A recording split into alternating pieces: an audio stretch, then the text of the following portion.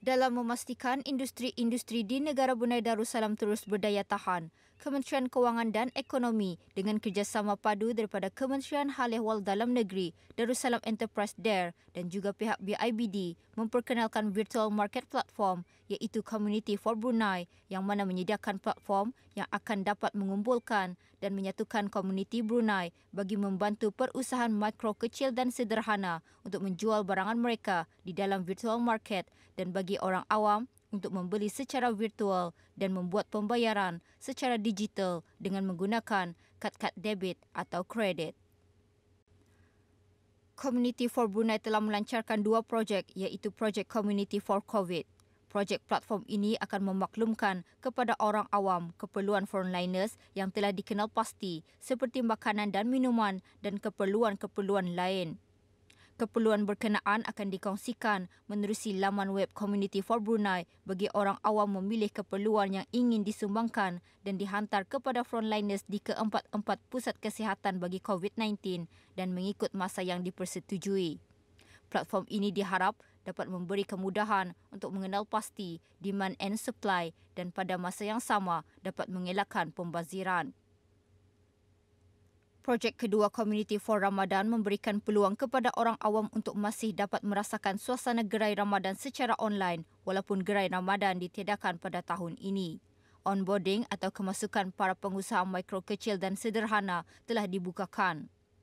PMKS akan dapat mengambil manfaat daripada virtual market ini dengan menyediakan kemudahan kepada orang awam untuk memilih dan membeli juadah makan minum bagi berbuka puasa dan dihantar ke rumah tempat masing-masing.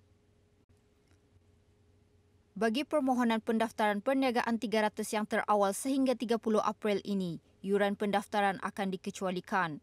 Bagi tata cara pendaftaran perniagaan, orang ramai bolehlah merujuk kepada bahagian ROCBN di talian 238 0505 ataupun 238 3444 atau melalui email di info.rocbn@mofi.gov.bn.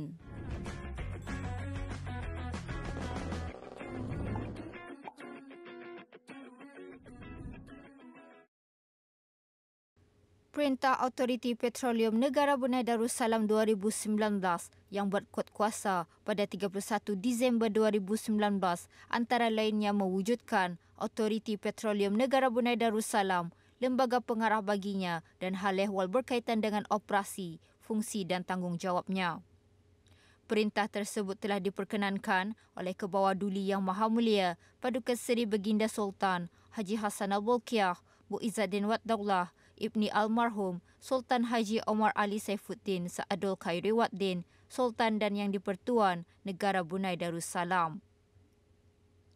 Autoriti Petroleum Negara Brunei Darussalam merupakan badan berkanun yang ditugaskan oleh Kementerian Tenaga untuk menjalankan pengawal seliaan dan pemantauan operasi dan prasarana di sektor huluan, pertengahan dan hiliran minyak dan gas dan juga sebagai penyimpan maklumat data petroleum negara.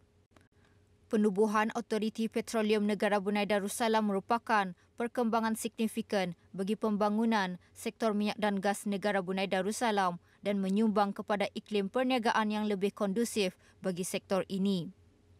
Penyatuan fungsi-fungsi pengawal seliaan di peringkat operasi di bawah satu badan adalah bertujuan untuk memperkemaskan operasi dan meningkatkan ketelusan proses bagi para peniaga dan pelabur ke arah pertumbuhan dan mempelbagaikan industri minyak dan gas.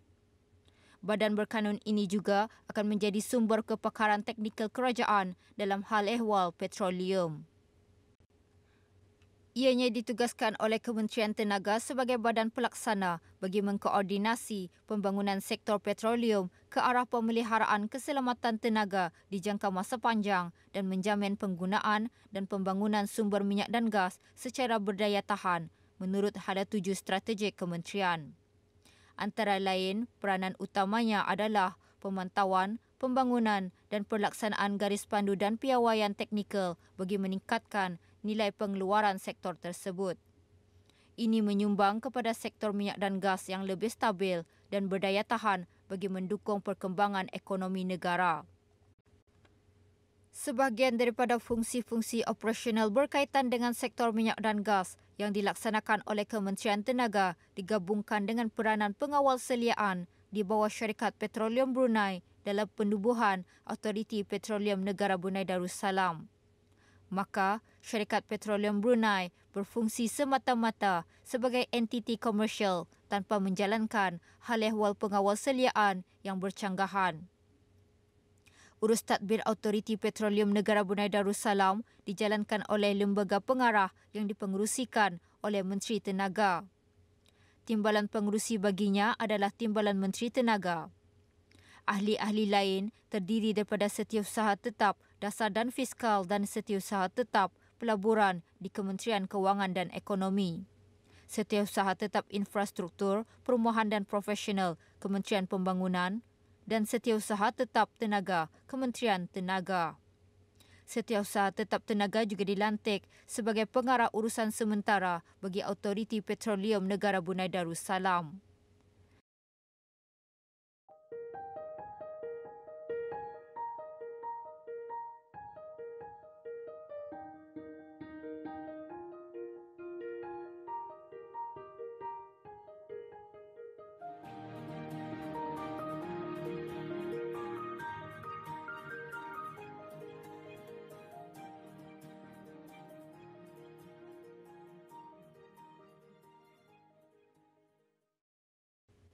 Perusahaan mikro kecil dan sederhana sememangnya terkesan oleh wabak COVID-19.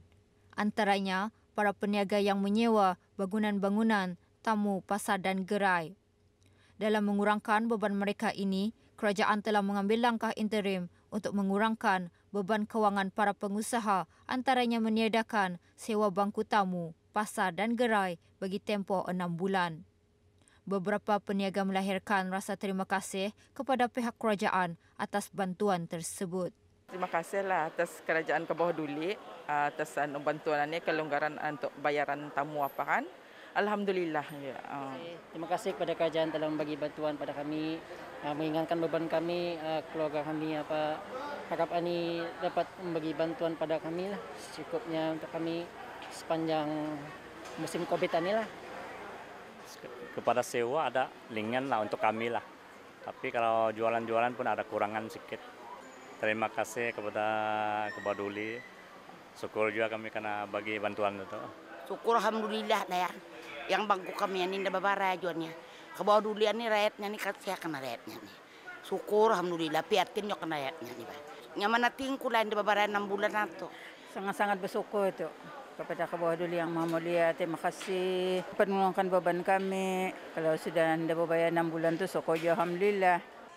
Di tengah-tengah negara sedang berdepan wabak COVID-19, aplikasi penghantaran makanan mudah alih GoMamam menjadi pilihan pelanggan. GoMamam sehingga kini menyaksikan peningkatan dalam pesanan hariannya iaitu sehingga 200 pesanan. Dilancarkan pada 13 Februari lepas, GoMamam ketika ini merupakan satu-satunya aplikasi mudah alih penghantaran makanan di negara ini yang membolehkan pengguna mengesan pergerakan pesanan mereka dengan menyelaraskan lokasi GPS penghantar menggunakan teknologi Google Map. Menurut Awang Abdul Hadi bin Haji Abdul Wahab, pengasas dan ketua pegawai eksekutif GoMamam, pada permulaannya hanya mempunyai 4 buah restoran berdaftar di bawah aplikasi GoMamam. Berikutan sambutan yang menggalakkan daripada orang ramai, aplikasi tersebut kini menawarkan lebih 30 buah restoran, antaranya ABC Eats, Iskandar Curry House Cawangan One Riverside, Paisi Haji dan Simply Chris.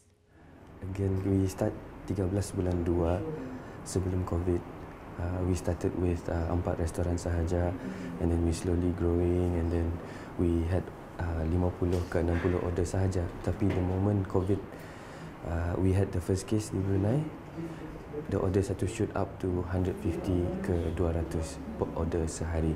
So itulah cabaran yang paling tough lah bagi saya masa ni, because we want to cater juga all these quarantine people yang di hotel-hotel and all that, because we understand dine-in pun tutup, so everyone goes to food app ni, and then we also want to jaga the quality of the food, safety for our dispatcher and all that.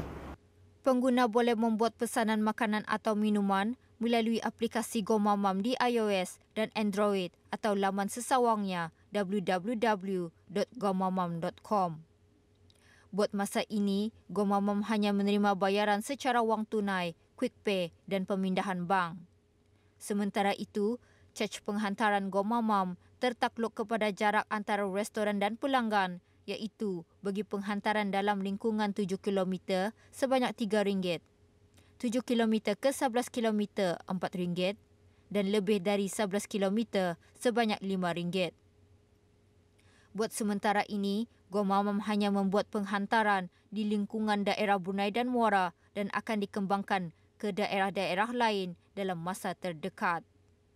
Pengurusannya simple saja. So dari customer order dari app ataupun website www.gomamam.com.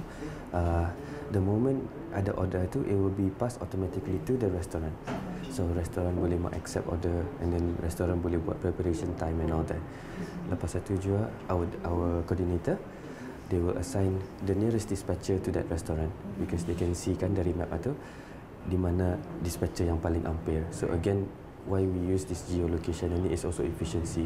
So kalau boleh kami hantar makanan itu as soon as possible. Our average time of delivering within Brunei Muara sahaja is 30 ke 45 minit. Awang Abdul Hadi berharap orang ramai akan terus menggunakan GoMamam walaupun COVID-19 berakhir nanti bagi memudahkan kehidupan seharian sekaligus menyokong usaha anak tempatan dalam perusahaan ini. Dengan peniadaan gerai bazar Ramadan, GoMamam dijangka akan menerima lebih banyak pesanan. GoMamam juga akan memastikan penghantar yang aktif terutama di bulan Ramadan ini adalah mencukupi di samping mengekalkan kualiti perkhidmatan GoMamam dan keselamatan penghantarnya. We all know nanti lagi gerai Ramadan. That's new to everyone lah. Saya sendiri pun before this Ramadan asal balik kerja we go to gerai Ramadan and so now we are also trying to board some restaurants and small vendors. Pasar Ramadan ni masa ni tah diorang yang they do buffets and all that. So now they really need our help and we also try to help them lah. We also need diorang punya help in this delivery service punya business ni. We need to work together lah. So masa Ramadan ni insyaAllah some of the restaurants will do discounts on our app and also we are expecting high orders lah, to be honest.